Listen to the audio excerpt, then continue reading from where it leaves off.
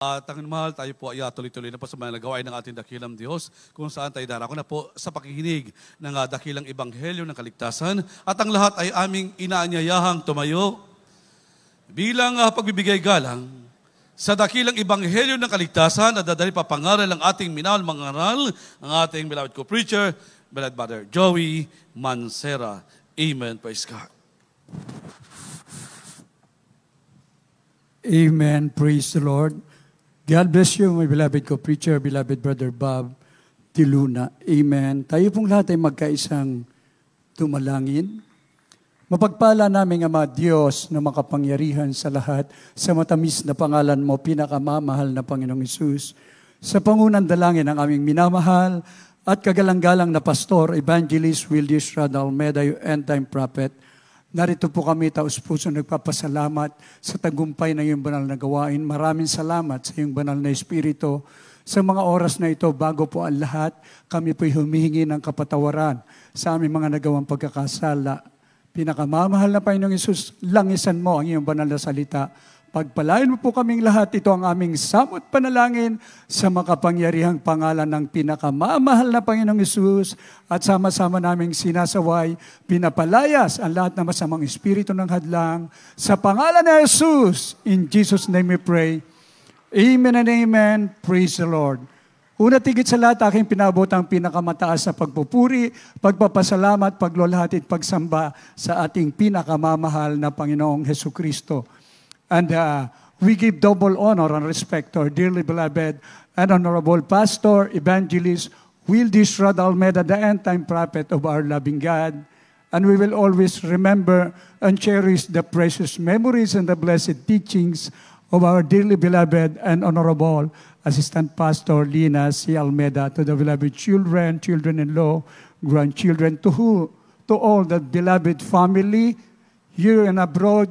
Isang mapagpalang gabi po. We love you so much. At sa lahat po ng ating minamahal na mga kapatiran, live webcast viewers, maging dito po, ating beloved brethren, lalo na po yung mga bisita, mga baguhan, welcome to the royal family of God. Amen. Praise the Lord. Chosen, ordained Christian. Yan po ang topic natin, mga minamahal ko. Sa kasalukuyan po ay abala ang mga politician, para po sa tinatawag na COC. Mga minamahal ko, sila po ay talagang certificate of candidacy. Yan ang hinahanap nila, ano po? Pero tayo po, mga minamahal, COC rin. Kaya lang, we're chosen, ordained Christian.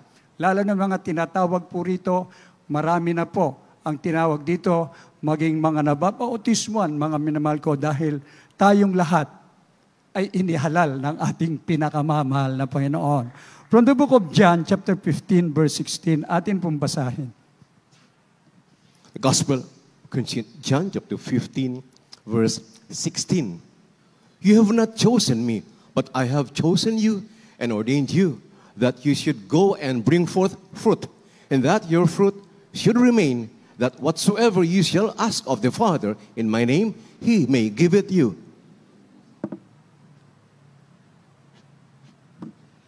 Dito po sa Ebanghelyo ni San Juan, Kabanatang 15, talatang 16.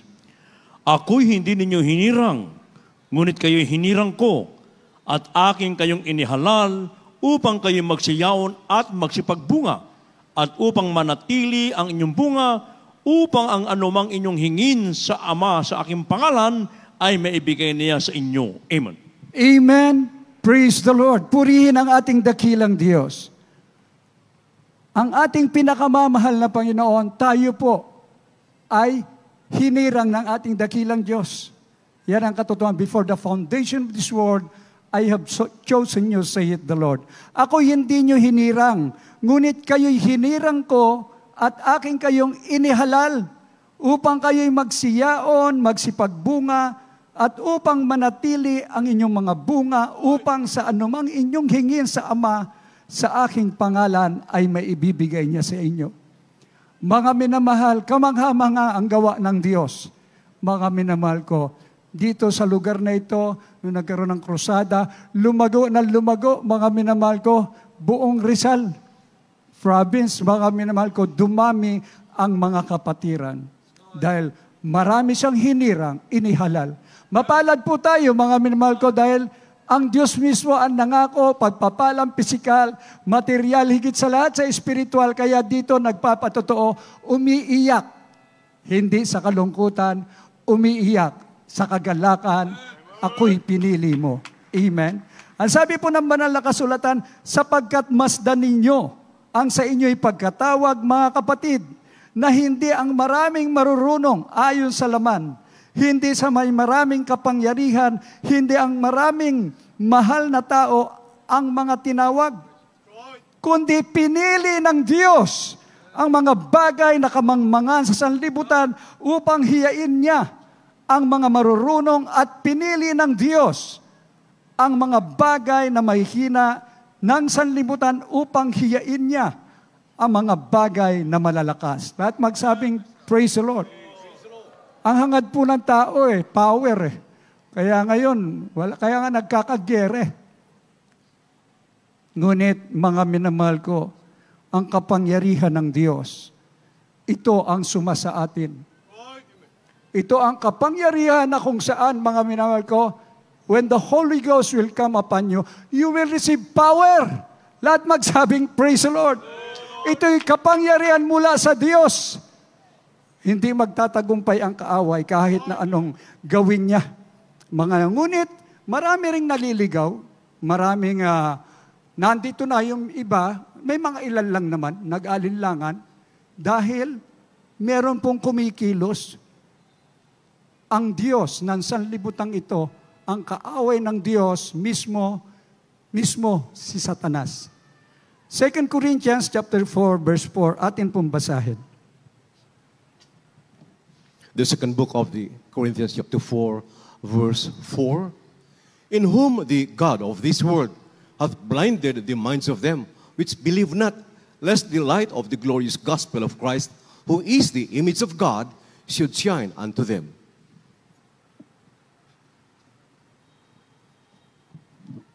Ikalawang mga taga-Korinto, Kapitulo 4, versikulo 4. Na binulag ng Diyos ng salibutang ito ang mga pag-iisip ng mga hindi nagsisampalataya upang sa kalalihuwag sumilang ang kaliwanagan ng Ebanghelyo ng kaluwalhatian ni Kristo na siyang larawan ng Diyos. Amen. Praise the Lord. Na binulag ng Diyos. Mga minal, yung Diyos dito nakasulat, small letter yan, Diyos. Mga minamahal ko, Diyos ng sanlibutang ito yung kaaway ng Diyos, mga minamahal ko, ng ating pinakamamahal na Panginoong Hesus. Binulag daw po ng Diyos ng sanlibutang ito ang pag-iisip ng mga hindi nagsisisampalataya upang sa kanila'y huwag sumilang ang kaliwanagan ng Ebanghelyo ng kaluwalhatian ni Kristo na siyang larawan ng Diyos, mga minamahal. Kaya dito, naliwanagan na tayo. Yung iba rito talagang physically bulag, nakakita Mas lalo po, tayo po spiritually, tayo po ay nakakita ng tunay na liwanag. Nagbago ang buhay natin, mga minamahal ko. Alam natin ang tinatahak nating daan patungo sa buhay na wala hanggan. Ngunit huwag po tayong papayag na bulagin tayo at mawala tayo sa banal na gawain na ito dahil nakakatakot ang malaglag sa kamay ng Diyos na buhay. Mga minamahal ko. Ang biyaya ay sapat sa bawat isa sa atin, mga minamahal ko. Ang kapangyarihan ay sumasa atin, mga minamahal ko. Kaya, sino ang hindi maglingkod sa Diyos? 2 Corinthians chapter 12, verse 9. Atin pong basahin. In the second book of the Corinthians chapter 12, verse 9, and he said unto me, my grace is sufficient for thee, for my strength is made perfect in weakness. Most gladly, therefore, will I rather glory in my infirmities, that the power of Christ may rest upon me.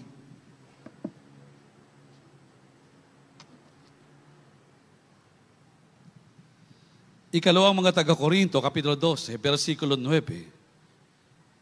At siya ay nagsabi sa akin, ang aking biyaya ay sapat sa iyo, sapagkat ang aking kapangyarihan ay nagiging sakdal sa kahinaan. Kaya't pagkos akong nagmamapuri na may malaking galak sa aking kahinaan upang manahanawa sa akin ang kapangyarihan ni Kristo. Amen. Praise the Lord. Siya'y nagsabi sa akin, ang aking biyaya ay sapat na sa iyo, sapagkat ang aking kapangyarihan ay nagiging sakdal sa kahinaan. Kaya't bagkos akong nagmamapuri na may malaking galak sa aking kahinaan upang manahanawa sa akin ang kapangyarihan ni Kristo. Ito ang pamantayan na pinanghahawakan ng ating dearly beloved pastor. Umakyat siya sa Talipaw, Sulu, mga minamahal ko, upang palayain ang mga foreign hostages. Nandoon, mamamatay na sa may mga karamdaman, ipinanalangin, nagsigaling. Lahat magsabing, praise the Lord. Yung mga matitigas sa puso, matitigas na puso ng mga Abu Sayyaf, lumambot mga minamahal ko, bumait sila. Lahat ng mga armas na ginamit sa kanila upang puksain mga minamahal ko, idamay ang ating dearly beloved pastor and the 12 prayer warrior. Tagumpay mga minamahal ko. Totoo po na bumaba sila dito sa Kapatagan hanggang napunta ng Malacanang. Ano pong dineclare ng presidente natin dati? Ang panalangin ay totoong naganap. Pray, it works, mga minamahal ko.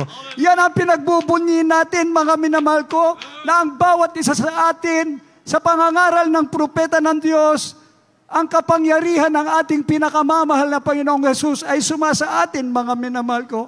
Narinig natin ang mga buhay na patotoo, walang kaaway. Sabi nga, behold, I give unto you power to tread on serpent and over the power of the enemy, and nothing shall by means hurt you.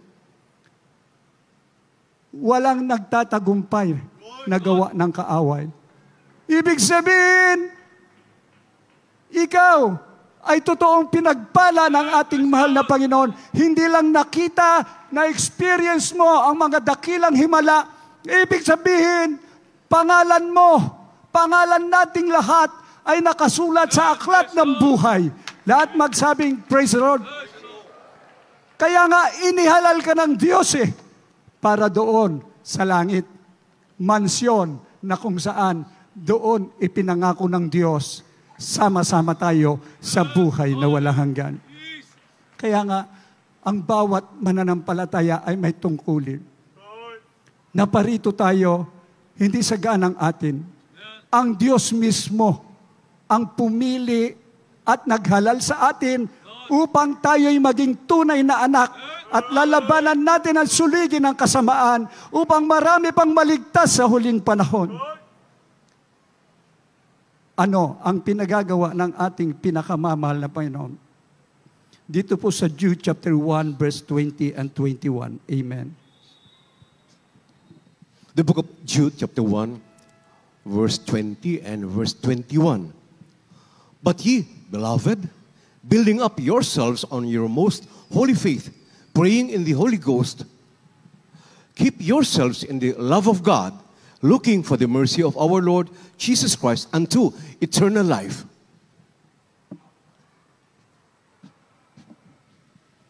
Ito po sa Jude, kabanatang 1, talatang 20 at 21. Ngunit kayo, mga minamahal, papagtibayin ninyo ang inyong sarili sa inyong lubhang banal na pananampalataya na manalangin sa Espiritu Santo, na magsipanatili kayo sa pag-ibig sa Diyos na inyong asahan ang awa ng ating Panginoong Jesucristo sa kabubuhay na walang hanggan. Amen. Amen. Praise the Lord. Lahat na nakikinig, magsabing praise the Lord. Pagkatapos natin mapakinggan ang utos at nais ng ating mahal na Panginoon, dapat ito papasok sa ating puso at isasagawa natin. Ngunit kayo, mga minamahal, papagtibayan ninyo ang inyong sarili sa inyong lubhang banal na pananampalataya na manalangin sa Espiritu Santo, na magsipanatili kayo sa pag-ibig sa Diyos, na inyong asahan ang awa ng ating Panginoong Hesukristo sa ikabubuhay na walang hanggan. Lahat ng umiibig sa Diyos, sumigaw ng praise the Lord. Kinakailangan totoo yan. Sa puso, sa isip, at sa gawa. Dahil yan ang nais ng Diyos. Mamahalin natin siya, iibigin natin siya, nais niya buo. Mga minamahal ko, walang pagkukulang. Dahil malapit na ang kanyang pagbabalik. Pag naisagawa natin yan at patuloy natin ginagawa, dahil tungkulin po naman talaga natin yan, mga minamahal ko, ang pangako ng Diyos, ang langit, mga minamahal ko, at tatawagin kang tunay na anak, tagapagmana ng buhay na wala hanggan. From the book of Hebrews, chapter 11, verse 16, atin pong basahin. Amen. In the book of Hebrews, chapter 11, verse 16, but now they desire a better country that is unheavenly. Wherefore God is not ashamed to be called their God, for He hath prepared for them a city.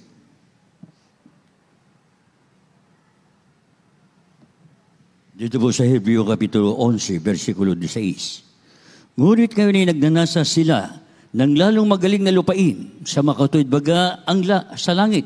Kaya hindi sila ikinahihiya ng Diyos na tawaging Diyos nila, sapagat kanyang ipinaghanda sila ng isang bayan. Amen. Palakpakan po natin ang ating pinakamamahal na Panginoong Hesus. Ito po ang pakahangarin natin, mga minamahal ko, may pangako ang Diyos. Kaya laging nire-remind ng ating dearly beloved parents in the Lord, the beloved children, salvation is the greatest matter of importance.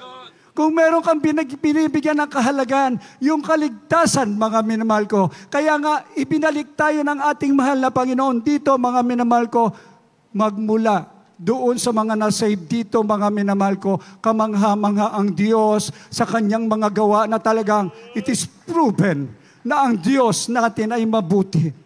Ngunit ngayon ay nagnanasa sila ng lalong magaling na lupain. Sa makatuwid bagay ang langit. Kaya hindi sila ikinahihiya ng Diyos. Tawagin Diyos nila sapagkat kanyang ipinaghanda sila ng isang bayan.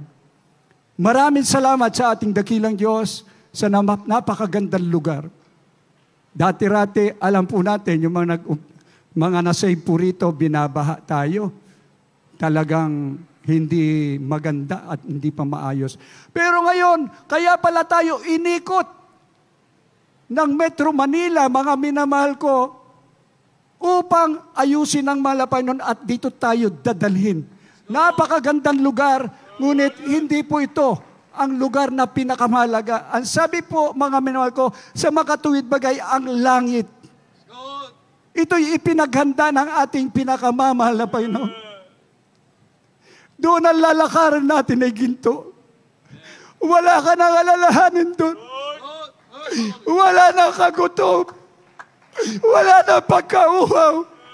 Kung anong ginagawa natin dito, nagpupuri lagi mahabang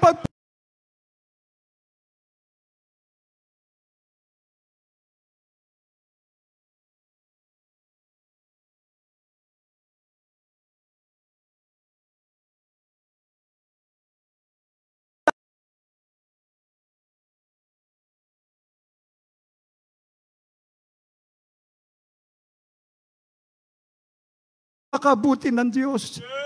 Minamahal ko, kaya nga sinasabi po, itatak niyo po sa inyong mga puso. Ang sabi ng banal na kasulatan, ako'y hindi niyo hinirang, ngunit kayo'y hinirang ko. At aking kayong inihalal upang kayo'y magsiyaon, magsipagbunga, upang manatili ang inyong bunga, upang sa anumang inyong hingin sa Ama, sa aking pangalan, ay may ibibigay niya sa inyo. Kailan nagkulang ang Diyos sa atin? Sa ating mga panalangin, naroon lagi ang katugunan, mga minamahal ko. Sa karamdaman, sa disgrasya, sa mga pangangailangan, nandyan lagi payapa tayo na alam natin ang kinagagalawan nating mundo. Malapit na po sa pagkapahamak. Mabalad po tayo. Dahil dito pag umulan, ulan talaga. Sa ibang bansa, pag umuulan, nuclear weapon na yata eh. Mga sophisticated weapon, hypersonic. Kawawa po ang ibang lugar. Giyera ang nagaganap. Ngunit tayo, habang nagpupuri tayo dito, lumalakas ang ulan.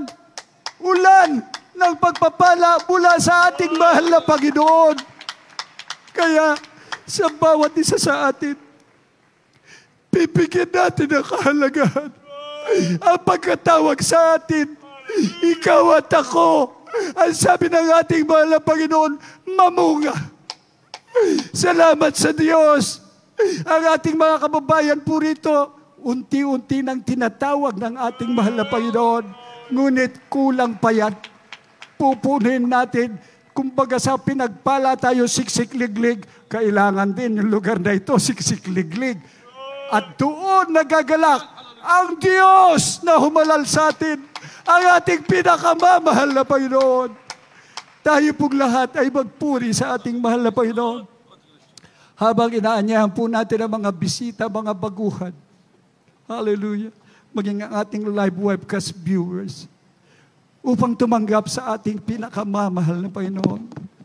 Hallelujah. Praise the Lord. At ang ibigay po ang buong pagkakataon. Hallelujah sa ating beloved co-preacher, beloved Brother Hill Cruz. Amen.